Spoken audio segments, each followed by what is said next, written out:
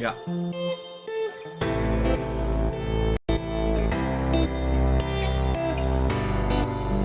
There's a delay on your countdown, which obviously.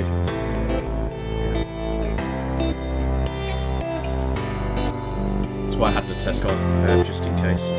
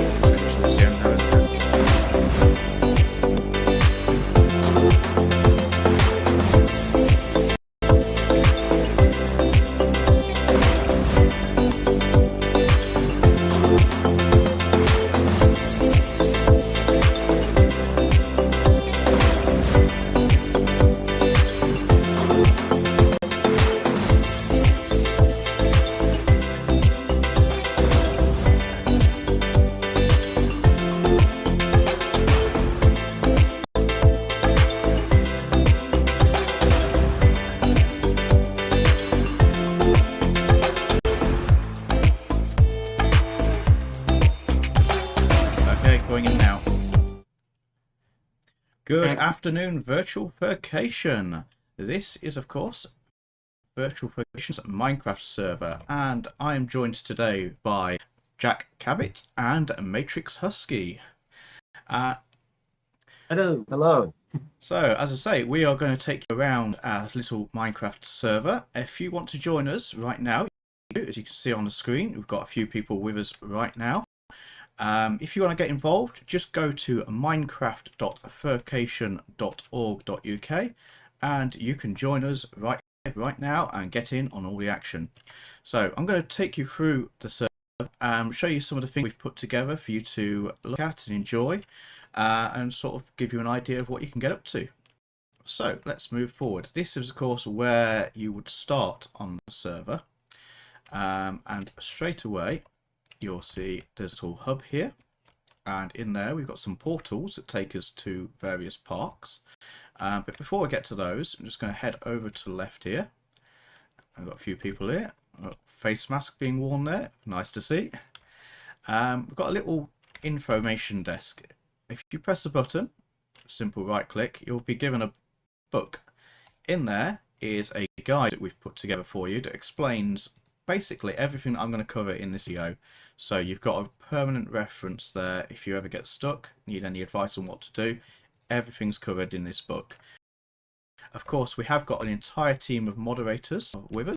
You can see here I've got Crofty already. Of course, Matrix is in spectator mode, so it's hidden. But if you see any mods or want any help, just go onto the chat and just say, hey, I need help. And like that, your message will get, and someone will hopefully get in touch and be able to give you a hand. So let's move on. So I just said we've got the portals over there, and we've also got a few more portals. There's a few signs around, and you can interact with those. So this one says teleport to Portal Plaza. If you right click on that, that'll jump you to this other plaza here, where we've got more portals. And of course, we've got a sign that will take us straight back to where we began. So before we head on to our little worlds, we'll just explore this area a little bit. So I'm just going to go into fly mode to give you a bit of an overview of what we've got here. As you can see, it's quite a nice little sort of pier, seaside resort type area we've created. And over to the right, we have a dealer's den, because every virtual world needs a dealer's den. And yeah, we've got Casper's commissions, got Blue Patch Fendog, and we've got more over here, Marbius Monster Art, and loads and loads and loads. So have a look around there. You can basically walk up all to the images, lots of artwork to look at as well to admire. So if you want to get in touch with any of the dealers that you find in here, you can find them on our Discord, and I believe there's also details on the website, so do check them out. There's lots of fantastic work here to explore, and thank you to Matrix for putting the dealer's den together. And of course, Matrix is not the only one that's designed this. So we've got an entire team, of which we've got just a few. We've got Borealis, Crofty, Dave, Cozy, Phoenix, Kine. So there's a whole load on the team. If I've missed anyone off, I apologise. I don't mean to. There's just so many I can't remember. Let's have a look at some of our portals. Actually, no, we'll just head over to the pool before we do. So this was put together by Jack, and it's a lovely little sort of pool resort for you to enjoy. We've got lockers here, all lovingly recreated, changing rooms, and of course the pool itself with a flume. We can see there's a raccoon there taking a swim, and a lifeguard on duty, because we need to make sure everyone's safe. So that's our fantastic pool area. So we'll go on to the portals for the main park. So I'm just going to dive on straight over to there. Just quickly move around. Unfortunately, you will have to take the slower path of walking around yourselves. So we have all three parks that Furcation has been at in the past. We do have Coombe Martin, Sandaway, and Sandy Glade. So I'll start off with Coombe Martin, because that was the very first park that Furcation ever went to. And as you can see, straight ahead we've got a little mini map put together to show the area that we're talking about. And I'll just give you a quick, I'll just go back into creative mode just to fly, and give you an idea of just actually how big Coombe Martin really was.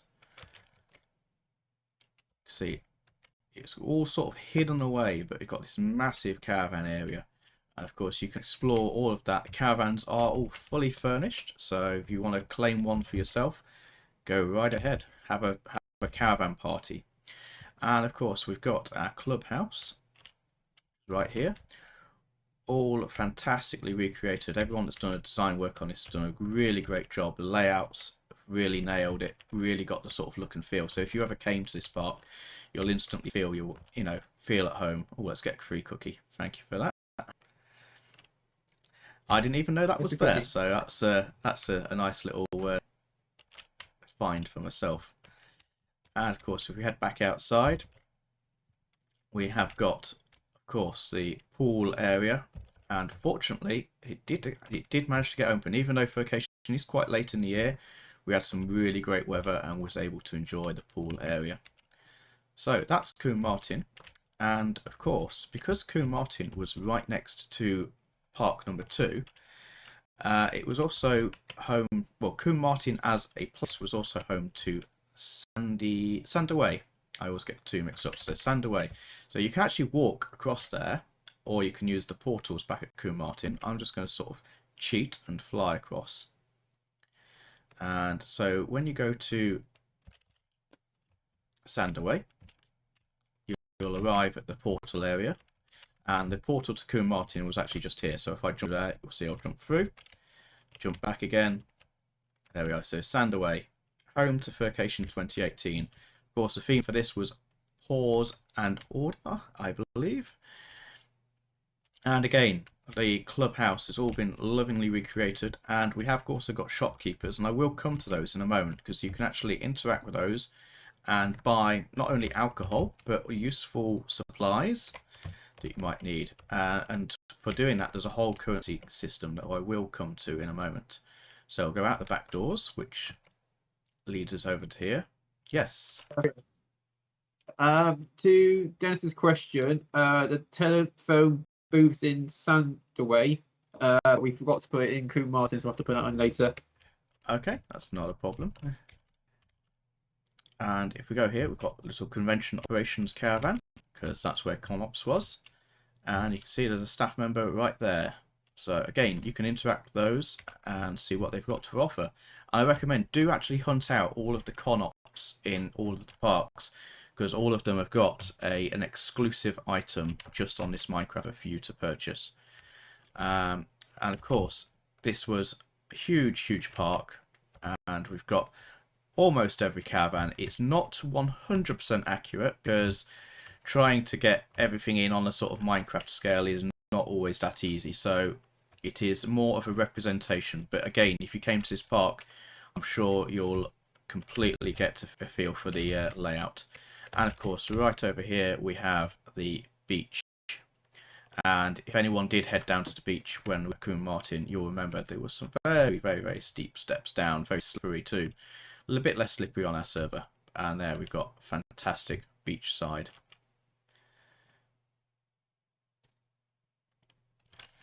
So I'm going to Irish's question. Yes, see his game. Say that again. The currency in the game is all game one. It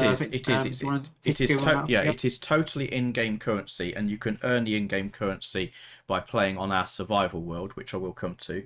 In a nutshell, you trade coal, diamonds, and ancient debris and nether ingots for in-game currency. You can't buy real currency at all. It's purely in-game earned.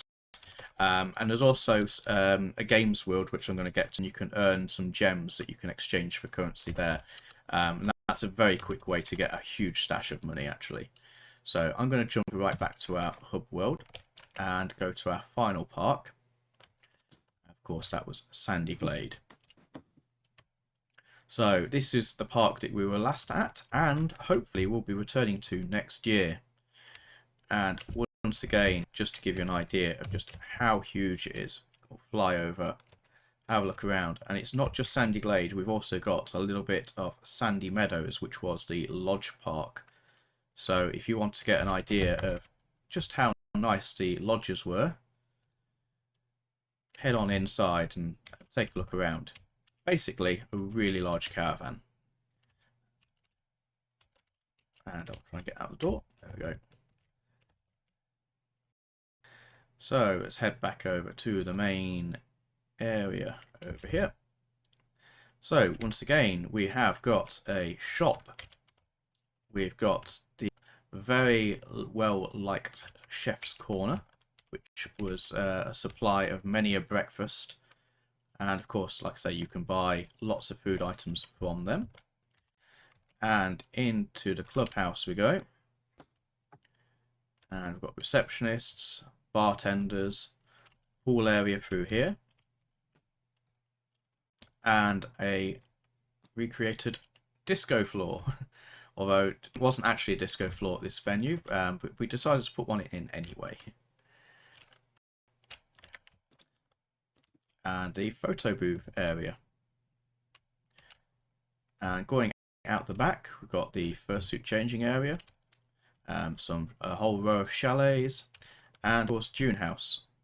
And the Dune House was sort of like our extra event space. So during the daytime, there was often panels held here, talks, and well, anything that wasn't really quite large enough for the main stage, or if there was some things going on in the main stage, that was like our second stage area. And in the evenings, that sort of doubled as a social chill out space. And of course, they also had a little shelter outside the clubhouse, and it was closed. Not sure why it was closed, but it did. So we've recreated that event with a few do not enter signs. And something else that we had at this venue was actually an arcade. Now we can't really create arcade machines in Minecraft, but we have got a row of slot machines here, and they all take coins to have a spin on those. So you see, Matrix is having a little spin there. Will he win anything? Let's see. Not this time. But again, worth a go. Damn.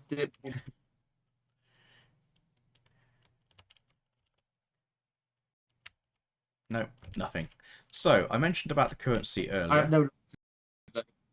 and I have actually got a few Clive coins in my inventory which I can spend.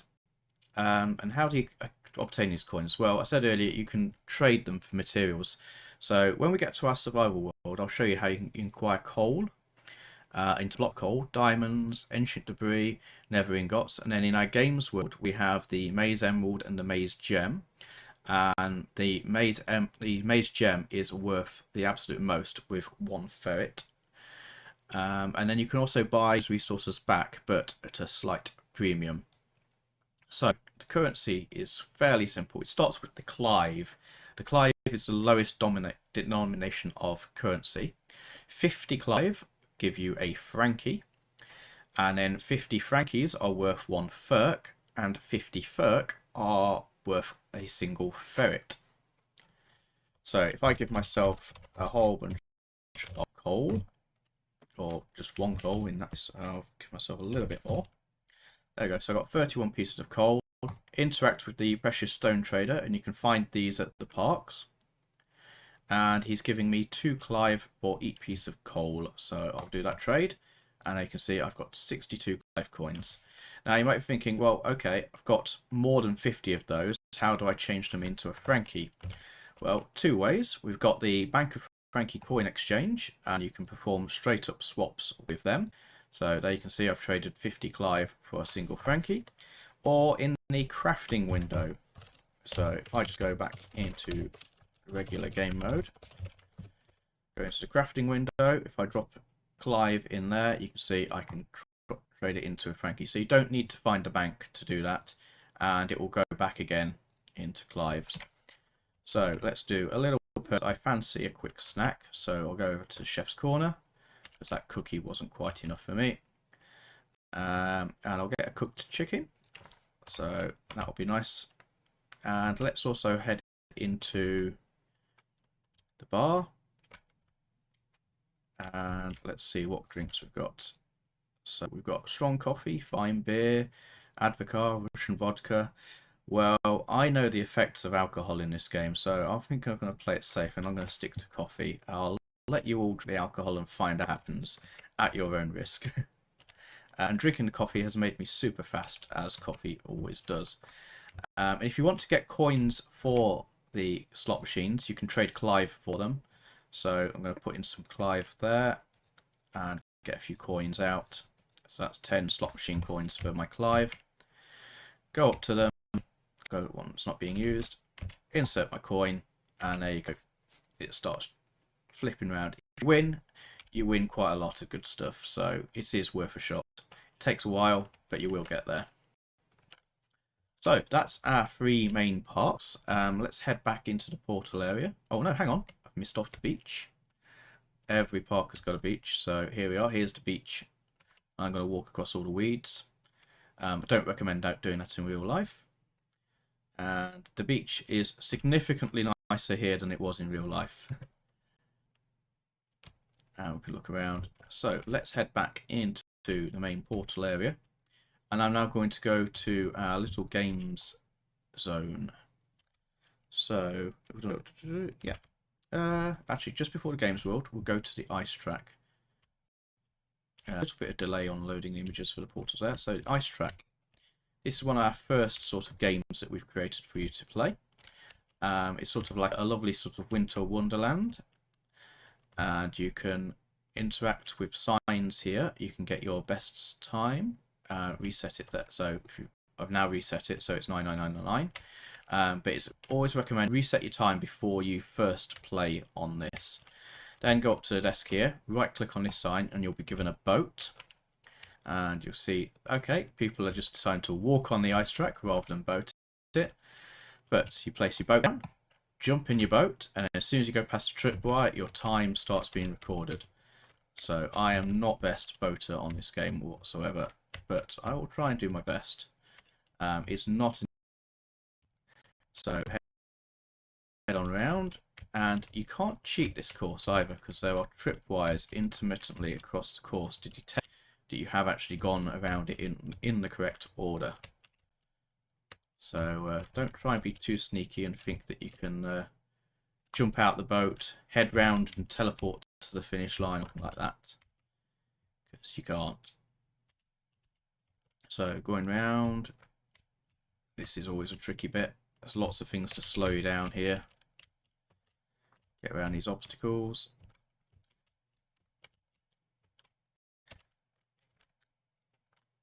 There we go, around here. Coming up to the finish line through this cave. Snow is slowing me right down. I think it was snowing quite heavily earlier, so the more snow on the track, the slower you'll go. And Matrix is throwing snowballs at me. So there you go, 66.10 seconds. That's not too bad, I don't think. Almost got a silver there. And if you right click the sign, it will tell you your last, or rather your best time so far. And Matrix is throwing snowballs at me. There are crates all around here. You can grab a bunch of snowballs and throw them at each other. If you throw them at people that are racing, if you get them on target, you can break their boats. So if you want to sabotage someone's attempts, give them a good snowball, try and hit the boat. I believe Dave, when we were testing this, was going around, and I did successfully break his boat. He was not happy. Oh, okay. And we have a little viewing tower here as well, so if you do want to view the whole area, go up the viewing tower, and there we go, you've got a few people boating now. And I'll just right click the sign to head back down. If I'm quick enough, I might get to see them at the finish line. So we've got a little jump sign here to the finish line. And where are they? Are they coming round? How close? Can't see them yet. Let's just get a few snowballs ready. Also, we've also, if people want to screenshot their times, you want to see who the fastest people around this track. There's a channel in the Discord. If you paste your screenshot, we can see who the fastest is. Yeah, absolutely, do that. We never know. We might be able to arrange some sort of prize for you. Might be a little in-game prize, of course. But yeah, screenshot your best times, share those with us, and yeah, we'll announce the winner of that. So yeah, do give it a go. So that's one game. We have a world which is entirely dedicated to games. I'm going to hand it off to Jack, who has built a vast majority of this world, and he's going to take you around now and explain what all these games are about. So over to you, Jack. Thank you very much, Frio. Well, as you can see, we got some lovely games here to choose from. Let me try to remember them all. Good gosh, it's been quite a heck of a build to try to build all these. Let's go through them each one by one to try to familiarize ourselves with what we have here. So let's go over to this one first, and we'll have a look. Right, so over here is the arena wars area, where essentially it's well, the name entails, it's an arena. It's a pretty simple concept. Most of the idea is that you're either in teams or you're doing solo duels, and it's more or less the last people or last team standing wins. Each player takes a set of armor and weapons each. There is single armor, which is like the standard leather that you can get with the stone sword, and I believe we have a shield as well. There's also team colors for shirts as well, so if you wanted to do teams, you can obviously assign each other 4 colors. Once everyone is ready, you may begin to fight once everyone's there, and once the participants are in the arena, the last survivor wins, essentially. So it's essentially like in the Roman times. So you got yourself a nice arena there to lash out if you ever have a disagreement or anything like that. But yeah, it's quite a lovely little thing to have, just a little thing to combat with. So then if you come over here, we also have the entrance here, so you can go up to spectate if you so wish. So you've got spectators on the left and right, so you can actually use these to spectate the game, essentially. Have a little bit of fun. Cheer on your favorite team or your favorite person.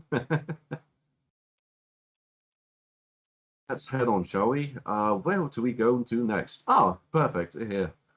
Over here is the Not Laugh area. It's a pretty simple concept. First person to 3 points wins, and in order to get points, you may have to make the person in the center laugh. Usually this is 3 to 4 players, and yeah. You can also win points by surviving the onslaught of people making you laugh. And yeah, it's pretty much you use whatever props you have, whatever props, if you request some props or whatever you can have inside. Just try to keep things civil to whatever your other players wish to discuss between each other. But yeah, once a player makes to 3 points, you win the game essentially. Any questions so far? Or are we all good? We're all good so far. All good so far. Lovely. Most of these games, if you don't understand them, still are a little bit unsure.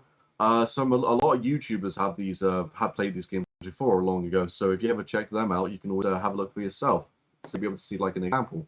Right, over here, we'll continue on. Some lovely little props here just to like show off that it's a games world. Really nicely done. It's not just me. Everyone else has obviously pitched in with their ideas, and I love it. All right, we got 2 extra games here. We'll go for this one first. It's Would You Rather. It's a pretty simple concept. The Would You Rather requires about 3 to 4 players.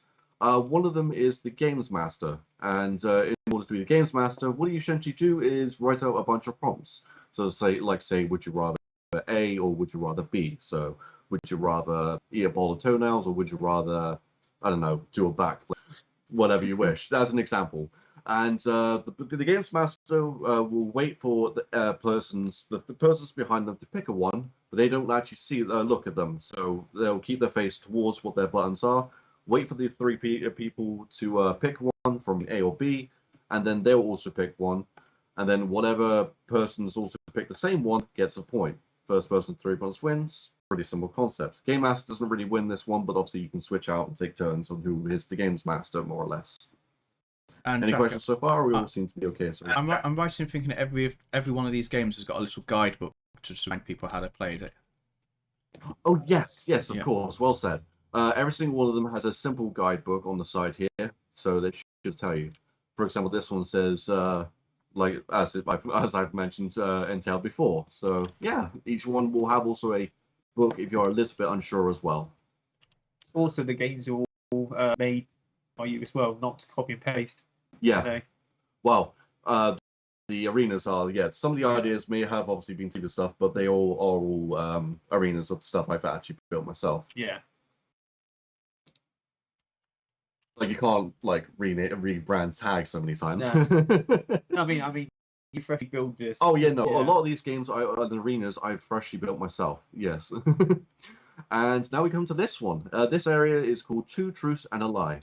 How to play Two Truths and a Lie, you might ask. Wow, good question. It's a pretty simple construct. Again, first person 3 points wins. In order to get points, the guesser, you each take turns being the guesser and the liar. That'll be entirely to your discretion. In order to get points, the guesser has to guess the lie from the liar's 3 statements. For example, these statements are something the liar has done or experienced. For example, say, I read a book. 2 of these have to be truths, and 1 of them can be a lie. And the guesser has to pick which one is the lie, whilst the liar reads them out. Each player can take a turn being the guesser and the liar on their own discretion fairly. Best of luck on that, and first person to 3 points wins on that one.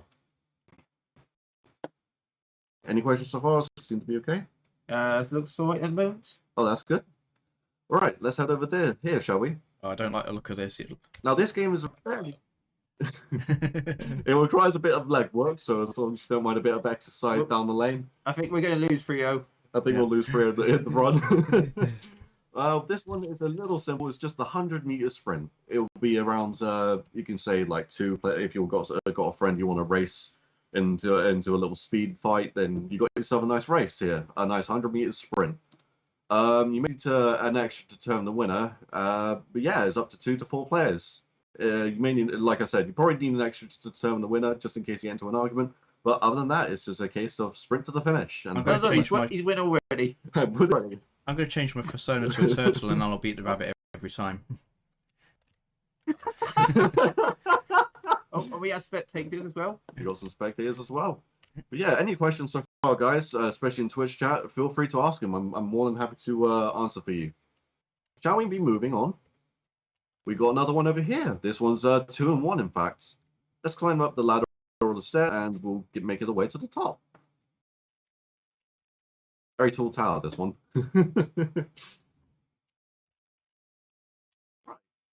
Here we have a nice board, and the games are Never Have I Ever and Finish the Story. What are they? You might ask. Oh, good question. Never Have I Ever. The first person, again, first person to the end wins this time. In order to move, you have to take turns and announce "Never have I ever blank." Now, this one's a little bit reverse, where if you say "Never have I ever done something," it means you've done it. So, never have I ever written with my left hand, which means you move forward when if you've written with your left hand. And any other player that has also written with the left hand also can move forward. It's a game where you want to try to find unique things that you have done and try to make it somewhat fair. Don't try to go out there unless you really want to try to win the game. And first person, it's essentially up to 10 points. And once you get to 10 points, you have won. So you get to press the button to indicate that you are the winner. And on the subject, there are lots of fireworks to find in our little worlds. Some of the parks have got fireworks. There's fireworks at the start hub. So yeah, if you like experience, seek out all of the little triggers for those. Mm-hmm. There we go. And then for the second game, of the same place, is Finish the Story. This one's a pretty simple one. You take turns to tell the story or continue on the story, each telling a short sentence of a few words. For example, once upon a time, there was a boy. He read a book. Each time someone says a prompt, they can go forward one. And if you mess up the prompt or make it pause or stop, you have to move back one. And the next person gets to go and starts the story again of Once Upon a Time. Unless you wish to continue the story, of course. Each time you do, you move forward forward one space. Don't be silly, just say don't be silly and say or a single word for a good reason, unless it's saying like and another thing. If you mess up, like I said, if you mess up, takes too long, you go back one space and the next player gets to start the story. The person who can get to the end will win. Same thing as the Never Have I Ever. Right, shall we move swiftly on? Any questions so far? We all seem to be good. All good so far? Oh, good, good. Where should we go next? Let's go to the hide and seek arena.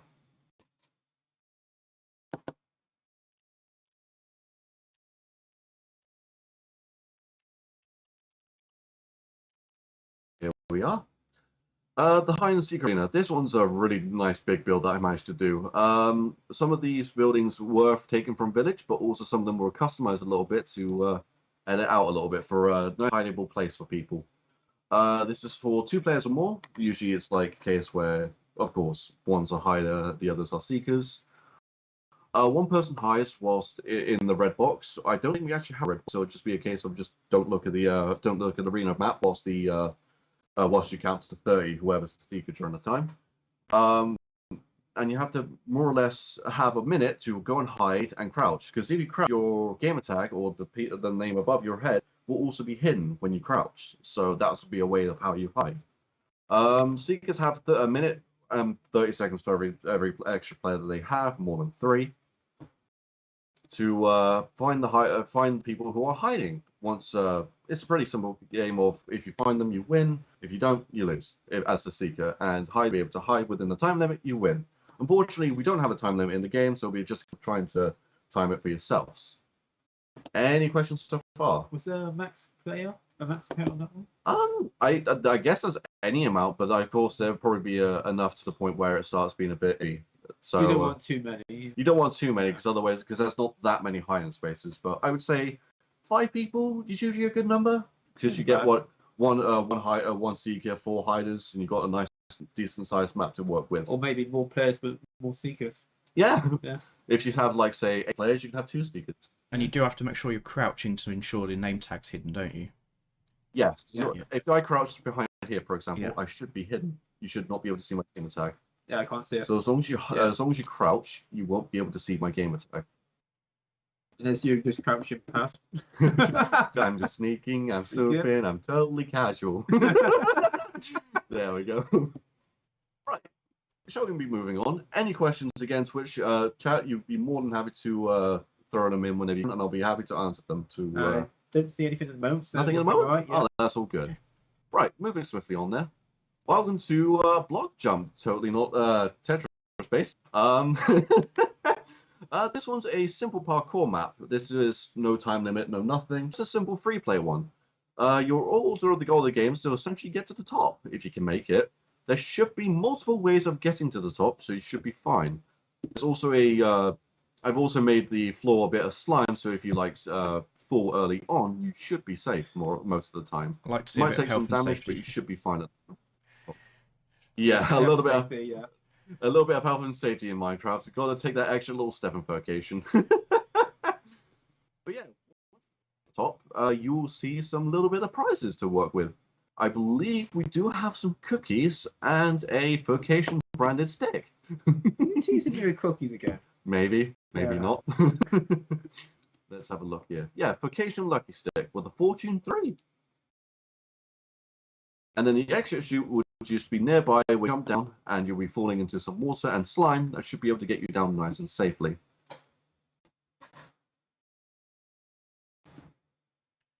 Any questions, feel free to ask them. Makes me think of Tetris, all the coloured blocks.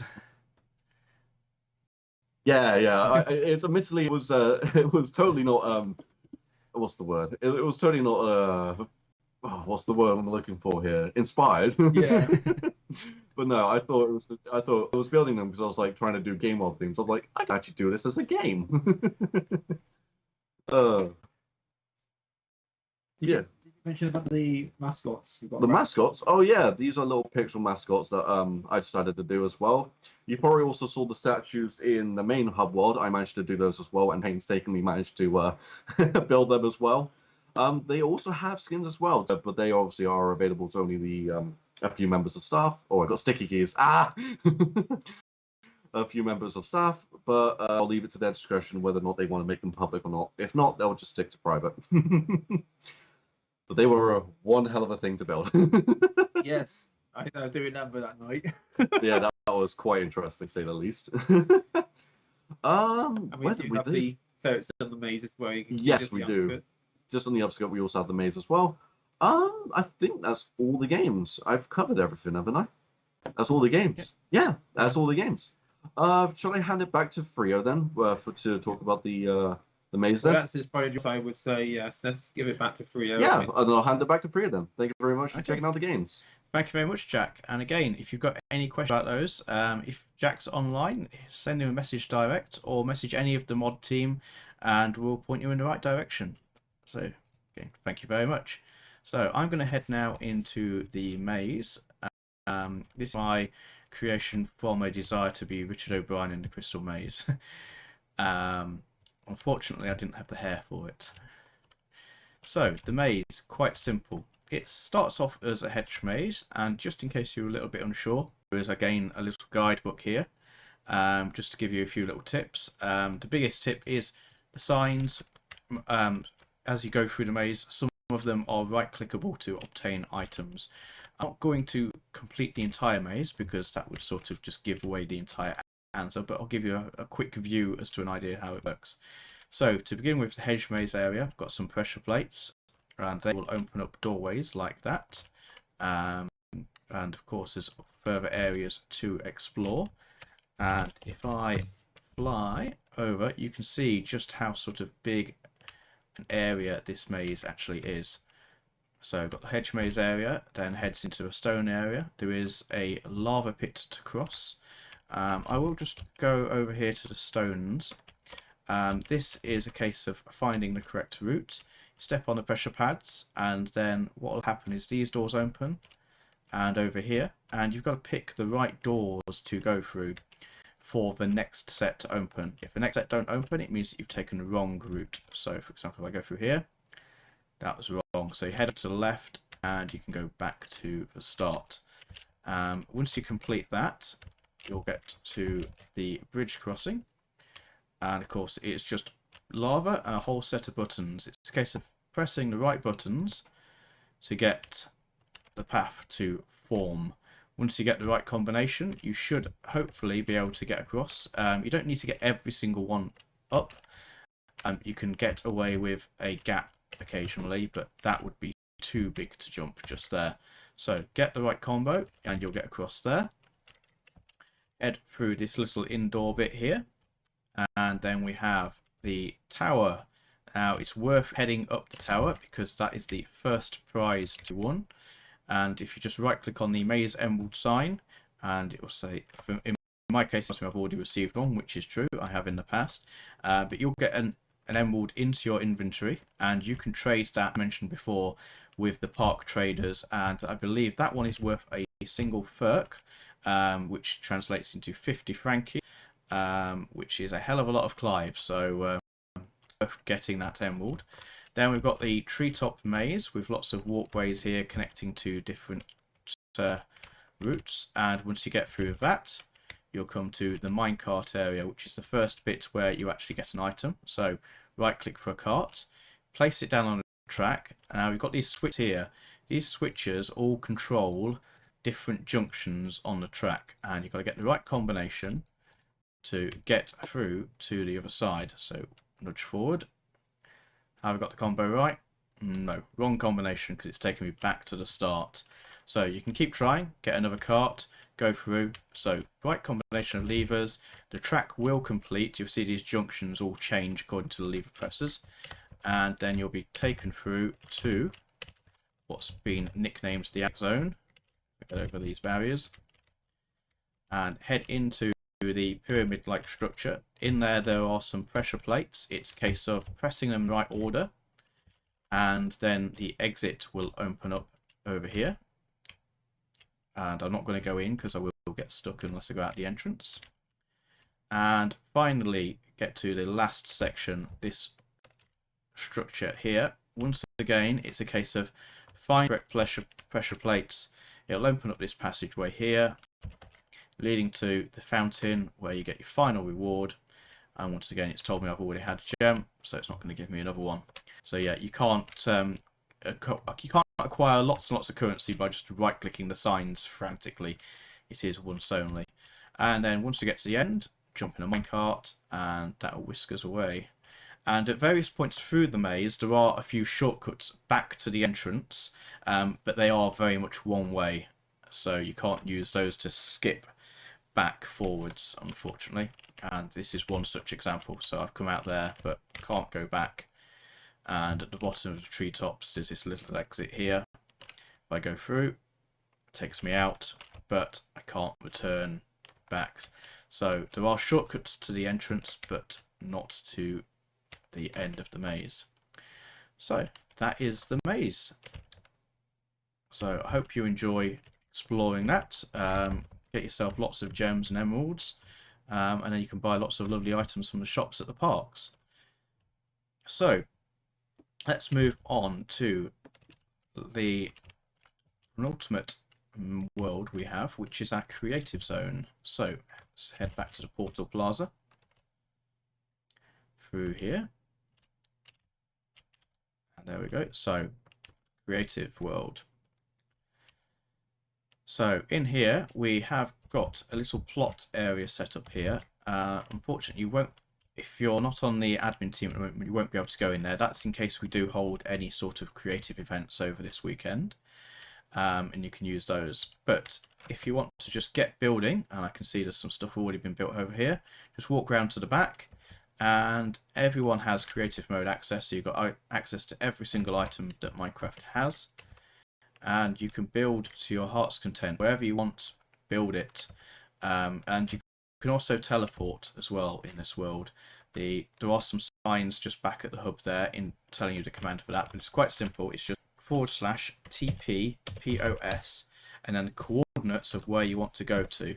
Now, if you're unfamiliar with the Minecraft coordinates, you press F3 and you'll get this text display come up.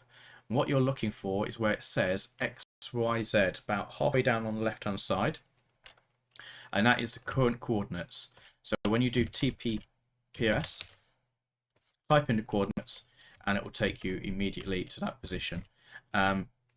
If you do go quite far out, you might want to just make a note of the coordinates for the portal back, because otherwise you could end up getting a little bit lost, and we don't want that. If you really do genuinely get stuck, message a mod and we will teleport you back to safety. So that is once again creative. And if you do see someone else's creations, please don't grief them. You know, do respect what other people have built. There's almost an infinite amount for you to create stuff, so there's absolutely no reason why you should need to overlap with somebody else. So finally, onto Survival Zone. So Survival Zone is a proper survival world. You can get hurt here, and you can also hurt other players. Say that again, sorry? The inventory. Oh yes, of course. In Creative World, you have a unique inventory. So let's say I load up with lots of diamonds. Let's do lots of block diamonds. You'll notice my inventory, as I jump back, it changes. Whatever you have in Creative World, you can't carry across outside. Think of it as having sort of customs control there. It is very much an isolated, its own thing. So you can't cheat the currency system, I'm afraid. However, Survival Zone, it uses the same inventory. So everything you earn in inventory, you can use across the park area. So, like I say, unlike Creative, this area is very much a dog-eat-dog world. You can attack each other, you can find each other's bases, destroy them, or you can work collectively together, build farms, and try and acquire items. It's entirely up to you. We have put some ender chests here for you to store, and you can see that I have acquired a massive amount of wealth just by pure virtue of helping create the system. I won't actually be using that myself to acquire lots of items. I've got an alternative account for playing in PvP mode. And again, in the start area, we've got a little map that shows you the sort of initial local area that you're playing in. And we've also got another map over here which shows a sort of a wider area, slightly incomplete at the moment. But if you want to grab a map piece and help us finish that, you're more than welcome to. So at the moment, you'll notice there's a little bit of a white border around this area, and that's because even though this is survival world, we've created this spawn point as a safe zone. The moment you step out of the safe zone, time takes effect, mobs will spawn, and you can be attacked and hurt. So if I attack Matrix there, I don't know if he's going to hit me back. Maybe, maybe not. No. I think I got a mouse problem here. Sorry. Yeah. And there you go. So he's taken there away. you go. So he's found his sword and hurt me. So yeah, even as admins, when we're in survival mode, can be hurt. So again, you get a little prompt there. We are in the safe zone. Also in this safe zone, we've got some starter kits. And all you do to get a kit is push one of these buttons. We've got a selection of 5 kits at the moment of different types. We've got an attack kit, where you can get a sword, a bow, arrows, a potion of poison, potion of weakness, some chicken, and a bed. Every pack comes with a bit of food and bed. Defense, shield, iron armor, potion of healing, potion of regen. Exploration has the compass, the clock, empty map, saddle, and a horse. So you actually get a spawn egg for a horse. Mining has an iron shovel, iron pickaxe, 64 torches, a crafting table, a furnace, and chicken and a bird, of course. And then the farming pack is based on lots of seeds and raw planting materials. And all you do is you press the button, open it, and the chest will start filling up. If it's one that's got like lots of torches, for example, there, or lots of arrows, it does take a little while to fill up the chest. So do be patient. Don't leave anything behind for someone else to grab. So press button, grab a pack. But once you've grabbed your pack, that's it. You cannot get another one. So choose wisely. And we also have a little drop off and pick up point. Lots of chests that may in future be filled with goodies for you to take. Or if you're feeling generous, drop off for the players. So another little feature we've added to this world, of course, is you might want to set your base up really far out from spawn because you don't want other players to find you. And that's fair enough. You don't also want to be having to walk miles and miles and miles to get back and forth all the time. So we've got a little system for you for that, and we've called it the Rainbow Rescue Beam. And if you understand the reference, you're probably as old as I am. All you do is on the command line is type in /beam, that's BEAM, and you'll get a little message saying stand still for the Rainbow Rescue Beam, and then a countdown. In 5 seconds, you're taken back to the spawn. So that's how you jump out of where you are. If you move at all, including also looking around sometimes, it will not lock on and it won't work. That's so you can't use it as a way to get out of combat situations quickly. You can't just sort of think, oh no, I'm going to get killed, type beam and jump instantly. So you've got to stay still for 5 seconds. And again, we've got an access to a precious stone trader here, so any coal, diamonds, etc. you earn can be traded there at the spawn point. But now you're thinking, okay, but I've built my base 1,000 blocks out. It's going to take me ages to walk back. Okay. Type in beam again, and you'll be taken to the point that you were last rescued from. And there you go. You can see I'm now way out from spawn. And that command doesn't just work in survival. So if I head back to the spawn of survival, and now if I head through the portal back to our main hub, and let's say I've gone into Games World for a bit. Now I'm in Games World and I'm thinking, oh, actually I want to jump back into survival. Just beam back in. Actually, I've not enabled it for Games World. I thought I had. I'll have to change that. Let's try it in the main hub. Yes, I've enabled it in the main hub. There we go. I might have just moved slightly, so I'll try again. If you do get the message saying can't lock on, just give it another go. There we go. And you see I'm back now here. So that is survival. And that is the last world that we have for you to explore. So if we've got any last questions before we depart today. Anything at all on Twitch feed, Matrix? Nothing, but I don't know if we said it's also VR enabled as well. If you have a VR headset, you can actually download a plugin that you can play Minecraft actually with VR as well. Yeah, absolutely right. Vivecraft. Yeah, Minecraft. Yeah, and also in Sandy Glade, there's actually a pointless button. I don't know if anyone's seen it. You just press a button on the reception desk. Yeah, there is indeed. We had at the real park, we had the pointless button, and again we have recreated that here. Also, something else that I forgot to mention, we have actually got an inbuilt ticket system. If you type in /ticket, create, and then your message, then that will get to our mods team. So if you find that you've got a problem and there's nobody currently present to help you out, type that in and they'll get straight in touch as soon as possible. Again, all of these commands are in the guidebook. So you can see there about the creative TP pos, the beam command, and at the end I believe it mentions about the ticket system. So again, the guidebook is really useful. If you can't remember these commands, do refer to that.